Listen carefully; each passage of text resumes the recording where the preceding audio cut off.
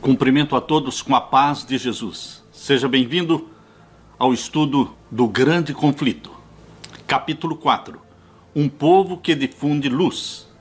O capítulo 4 fala sobre a história dos valdenses. Refere-se ao período de Tiatira, que foi do ano 538 para frente. Queridos, por entre as trevas que baixaram a terra durante o longo período da supremacia papal, que foram 1260 anos, a luz da verdade não poderia ficar inteiramente extinta.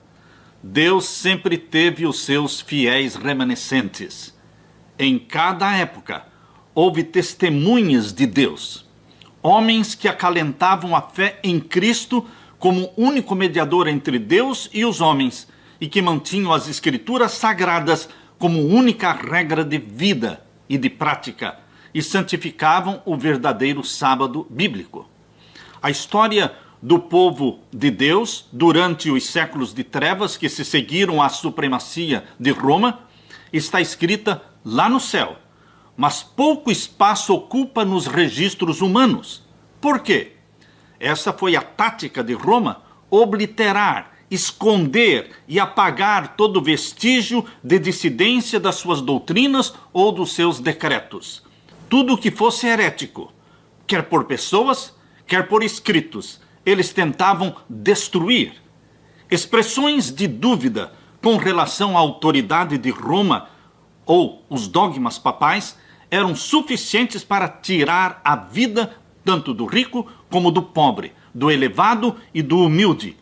Roma se esforçava também por destruir todo o registro da sua crueldade para com os que discordavam dela.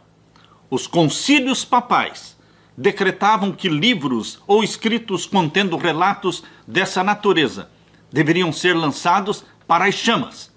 Antes da invenção da imprensa, os livros eram pouco numerosos, mas os valdenses escreviam porções da Bíblia, distribuíam porções das Escrituras sagradas.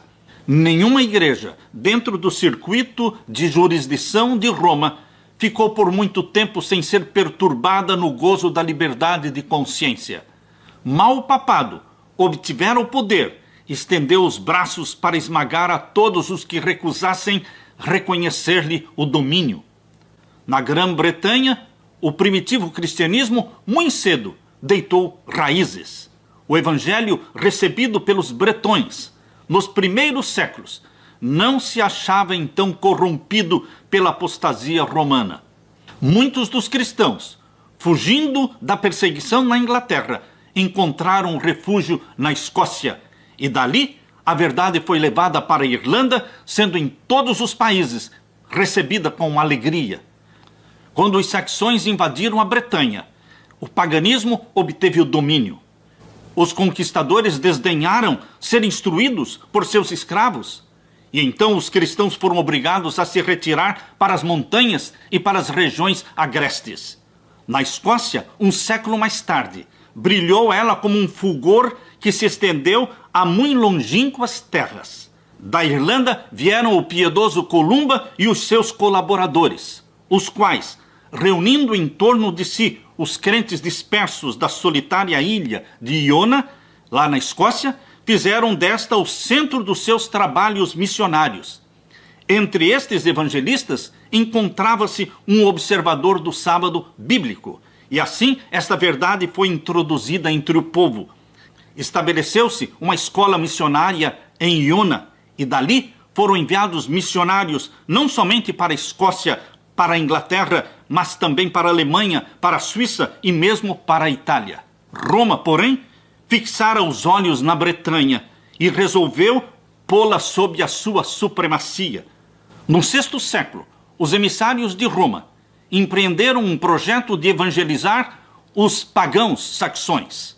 Induziram milhares deles a professar a fé romana. O trabalho progredia e os dirigentes papais e os seus conversos encontraram os cristãos primitivos. Esses cristãos primitivos eram simples, humildes e de caráter, doutrina e maneira segundo as Escrituras, ao passo que os emissários, os missionários de Roma, Eles eram cheios de superstição, de arrogância, de pompa. E o emissário de Roma exigiu que estas igrejas cristãs reconhecessem a supremacia da soberania do pontífice romano. Os bretões, eles mansamente responderam que o Papa não tinha direito à supremacia na igreja. Repetidas tentativas foram feitas para conseguir a adesão dos bretões a Roma. Mas esses humildes cristãos, espantados com o orgulho ostentado pelos emissários de Roma, firmemente replicavam que não conheciam outro mestre senão Jesus Cristo. Revelou-se então o verdadeiro espírito do papado. Disse o pontífice romano: se não receberdes os irmãos que vos trazem paz, recebereis inimigos que vos trarão guerra. Se não vos unirdes conosco para mostrar aos saxões o caminho da vida, recebereis deles o golpe de morte. Queridos, guerra, intriga e engano foram empregados contra as testemunhas de uma fé bíblica até que as igrejas da Bretanha foram destruídas ou obrigadas a submeter-se à autoridade do bispo de Roma. Em terras que ficavam além da jurisdição de Roma, existiram por muitos séculos corporações de cristãos que permaneceram quase que inteiramente livres da corrupção papal. Estavam rodeados de pagãos e no transcorrer dos séculos foram afetados pelos seus erros, mas continuaram a considerar a Escritura Sagrada como única regra de fé, aceitando muitas das suas verdades. Estes cristãos acreditavam na perpetuidade da lei de Deus e observavam o Santo Sábado do quarto mandamento. Igrejas que se mantinham fiéis a esta fé e prática existiram na África Central, entre os armênios na Ásia. Porém, queridos, dentre aqueles que resistiram ao cerco cada vez mais apertado do poder papal, os valdenses, seguidores de Pedro Valdo. Pedro Valdo viveu do ano 1140 a 1205.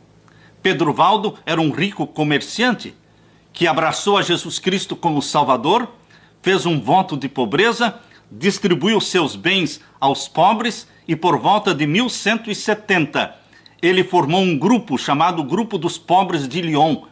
E queridos, os valdenses, eles foram considerados hereges no ano de 1215. A falsidade e a corrupção papal encontraram a mais decidida resistência na própria terra em que o papado estabelecera sua sede, na Itália. Queridos, os valdenses, durante séculos as igrejas do Piemonte mantiveram-se independentes, mas afinal chegou o tempo em que Roma insistiu em submeter estas igrejas. Alguns houve, entretanto, que recusaram ceder à autoridade do Papa ou do prelado. Estavam decididos a manter sua fidelidade unicamente a Deus, preservar a pureza, a simplicidade da fé cristã. Houve uma separação. Os que se apegaram à antiga fé retiraram-se. Alguns, abandonando os Alpes nativos, alçaram a bandeira da verdade em terras estrangeiras.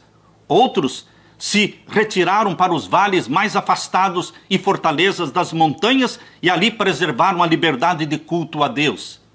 A fé que durante muitos séculos fora mantida e ensinada pelos cristãos valdenses estava em assinalado contraste com as falsas doutrinas que Roma ensinava. As doutrinas dos valdenses estavam fundamentadas na palavra escrita de Deus, o verdadeiro documento religioso do cristianismo. A fé que professavam não era nova. Sua crença religiosa era uma herança dos seus pais. Lutavam pela fé da Igreja Apostólica, a fé que uma vez foi dada aos santos, Judas, verso 3.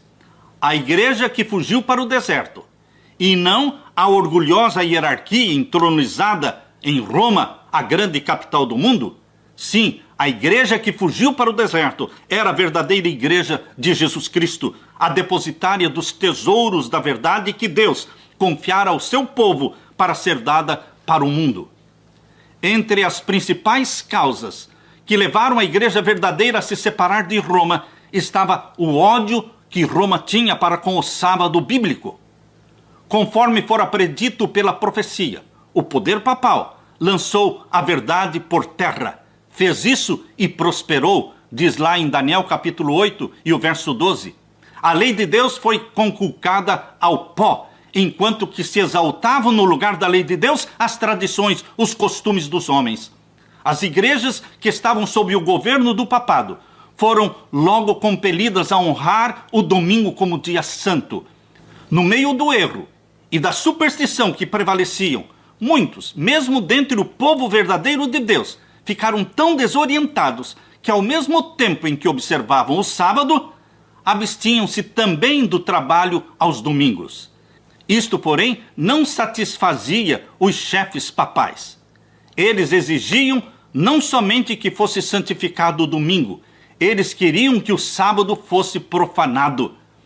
E com a mais violenta linguagem denunciavam os que ousavam honrar o sábado. Era unicamente fugindo ao poder de Roma que alguém poderia em paz obedecer à santa lei de Deus. A história, queridos, infelizmente a história vai se repetir agora no tempo do fim. Os valdenses foram os primeiros dentre os povos da Europa a obter a tradução das Sagradas Escrituras. Centenas de anos antes da Reforma, possuíam a Bíblia em manuscrito na língua materna. Os valdenses tinham a verdade incontaminada, e isto os tornava objeto especial do ódio e da perseguição. Declaravam ser a igreja de Roma a Babilônia, apóstata do Apocalipse, e com o perigo da vida, erguiam-se para resistir às corrupções de Roma.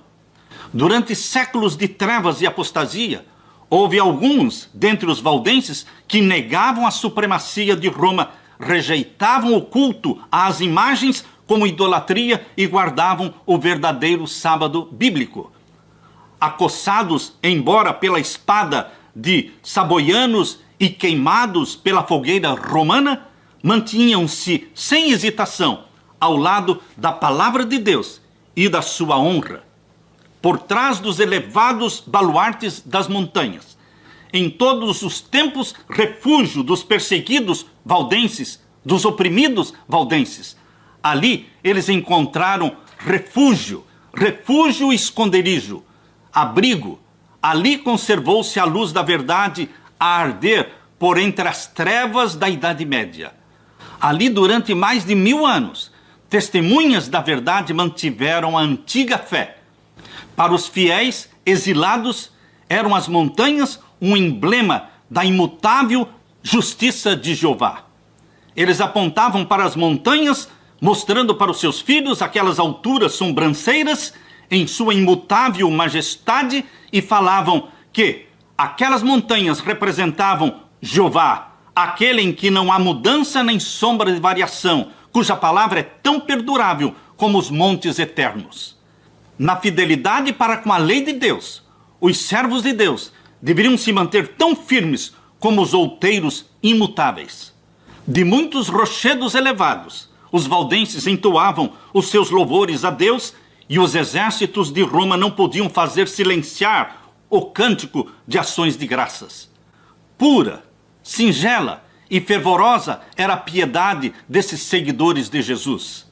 Desde a mais tenra idade, os jovens valdenses eram instruídos nas escrituras sagradas. Ensinava-se-lhes a considerar santos os requisitos da lei de Deus.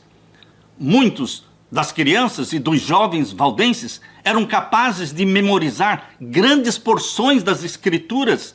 Criancinhas aprendiam a olhar com gratidão a Deus como doador de toda a mercê e de todo o conforto.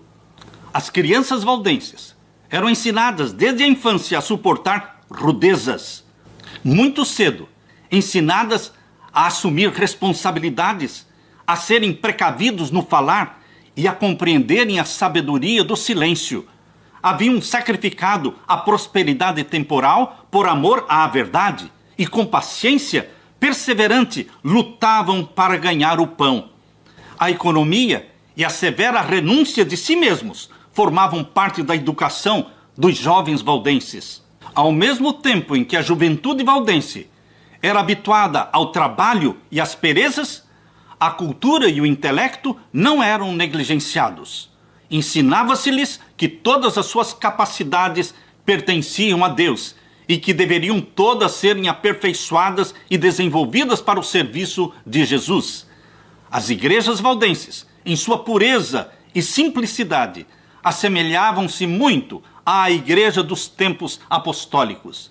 Rejeitando a supremacia do Papa, mantinham as escrituras sagradas como a única autoridade suprema e infalível. Seus pastores, diferentes dos altivos sacerdotes de Roma, seguiam o exemplo de Jesus Cristo, que veio não para ser servido, mas para servir. O povo congregava-se não em igrejas suntuosas ou grandes catedrais, mas os valdenses se reuniam à sombra das montanhas, nos vales alpinos, ou, em tempo de perigo, em alguma fortaleza rochosa. Os pastores valdenses não somente pregavam o evangelho, mas também visitavam os doentes, visitavam os lares. Fazia-se da Escritura Sagrada o estudo principal entre eles. Os evangelhos de Mateus, de João, eram confiados à memória, juntamente com muitas das epístolas. Também se ocupavam na tarefa de copiar as Escrituras. Alguns manuscritos continham a Bíblia inteira. Outros manuscritos tinham somente trechos da palavra de Deus. Mediante pacientes e incansáveis labores, por vezes nas profundas e escuras cavernas da terra, à luz de achotes, eram copiadas as escrituras sagradas, verso por verso, capítulo por capítulo. Anjos celestiais circundavam os fiéis obreiros. Satanás incitara sacerdotes e prelados a enterrarem a palavra da verdade sob a escória do erro, heresia e superstição. Mas de modo maravilhosíssimo foi a Bíblia conservada e incontaminada através de todos os séculos das trevas, e Deus usou os valdenses para este trabalho. Assim como tem a mina, ricos veios de ouro e prata, ocultos debaixo da sua superfície, de maneira que todos os que desejam descobrir os preciosos depósitos devem cavar fundo, assim também as Escrituras Sagradas têm tesouros de verdades que são revelados unicamente para aqueles que têm um trabalho ardoroso, humilde e devoto pesquisador. Daquelas escolas que existiam nas montanhas valdenses, alguns jovens eram enviados para instituições de ensino nas cidades da França ou Itália, onde havia um vasto campo para o estudo, pensamento e observação. As vestes daqueles jovens que iam para a cidade estudar, as vestes eram preparadas de maneira a ocultar seu máximo tesouro, a Bíblia, os preciosos manuscritos das Escrituras. Eles carregavam na própria veste porções das Escrituras, levavam consigo, e sempre que fosse possível, eles cautelosamente punham uma porção das Escrituras nas mãos daqueles cujo coração parecia aberto para receber a verdade. O Espírito de Cristo é o Espírito missionário. O primeiro impulso do coração regenerado é levar Cristo para os outros, mostrar quão precioso é o Salvador. Tal foi o espírito dos cristãos valdenses. Os ministros, pastores valdenses eram educados como missionários. Cada um deveria trabalhar, servir por 3 anos, pelo menos, em algum campo missionário, antes de assumir o encargo de uma igreja em seu país. Os missionários iam de 2 em 2, como Jesus enviara os discípulos. Cada ministro valdense possuía algum ofício ou alguma profissão. Geralmente, eles escolhiam a profissão de mercador, vendedor ambulante. Levavam sedas, joias e outros artigos, que naquele tempo não se compravam facilmente, a não ser em mercados distantes, e eles eram bem recebidos como negociantes, onde teriam sido repelidos como missionários. Levavam secretamente consigo exemplares das Escrituras Sagradas, no todo ou em parte. Quando quer que se apresentasse uma oportunidade, eles chamavam a atenção dos fregueses para os manuscritos sagrados. Na Idade Média, em meio às trevas espirituais, As multidões viviam na ignorância e não tinham acesso à Bíblia. E os jovens valdenses aproveitavam esta ocasião para levar luz e conhecimento para estas pessoas. Muitas almas eram enredadas pelas doutrinas de Roma. Milhares abandonavam suas casas, seus pais e familiares e entravam para os conventos para viverem dentro daquelas celas escuras em penitências. Por meio de frequentes jejuns e cruéis açoitamentos, por vigílias à meia-noite, prostrando-se durante horas cansativas sobre as lajes frias e úmidas de sua lúgubre habitação, por longas peregrinações, penitências humilhantes e terrível tortura, milhares procuravam em vão obter a paz de consciência.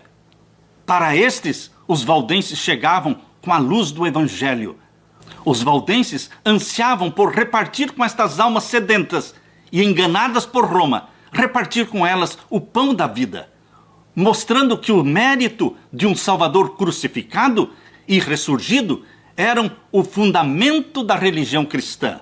Os ensinos dos papas e dos sacerdotes haviam levado homens e mulheres a considerarem o caráter de Deus e mesmo o caráter de Cristo como severo, sombrio e repelente. Mas, queridos, os valdenses anelavam guiar estas almas enganadas por Roma, levá-las a Jesus Cristo como seu compassivo e amante Salvador. Uma vez que estas almas eram iluminadas pela verdade do Evangelho puro, queridos, não mais longas peregrinações, não mais penosas jornadas aos relicários sagrados. Elas podiam ir agora a Jesus, tal como estavam, pecadores, ímpios como eram, e Jesus Cristo os abraçaria, não desprezaria a oração do arrependimento. Os missionários valdenses estavam invadindo o próprio reino de Satanás.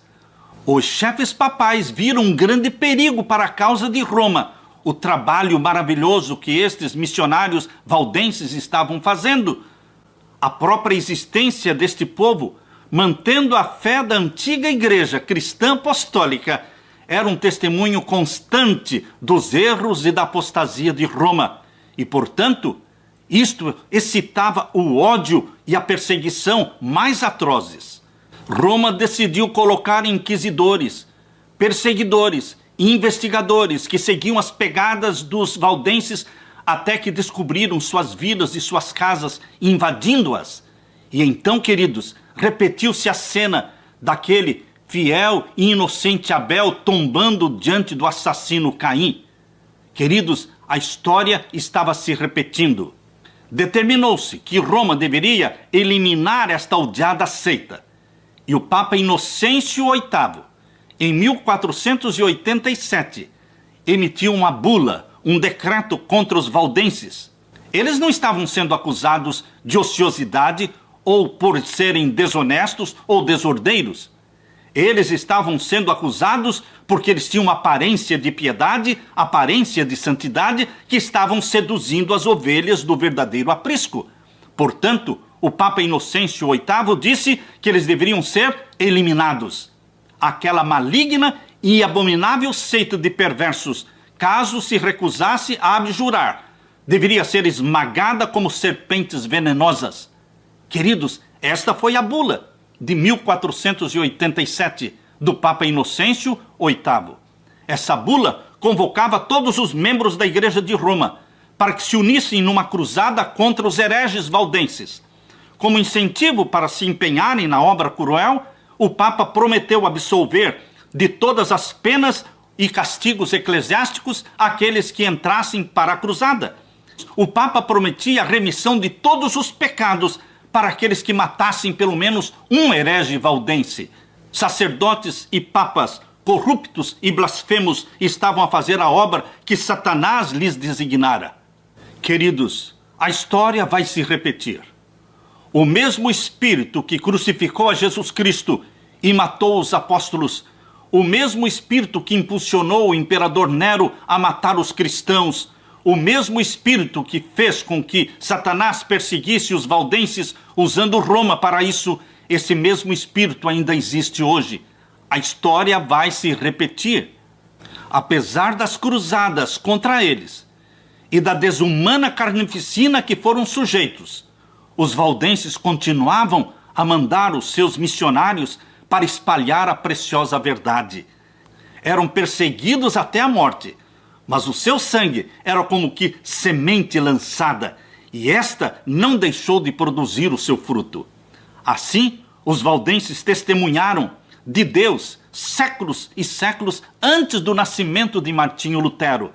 Dispersos em muitos países, eles plantaram a semente da reforma, que se iniciou no tempo de João Wycliffe. Cresceu larga e profundamente nos dias de Martinho Lutero e deve ser levada avante até o final do tempo por aqueles que também estão dispostos a sofrer todas as coisas pela palavra de Deus e pelo testemunho de Jesus Cristo. Você, meu querido amigo, está sendo convidado para ser um missionário valdense, agora no tempo do fim. Se preciso for, derramaremos o nosso sangue, e o nosso sangue será como semente para germinar e produzir uma grande colheita para o dia da volta do nosso Senhor Jesus Cristo. Que Deus te abençoe.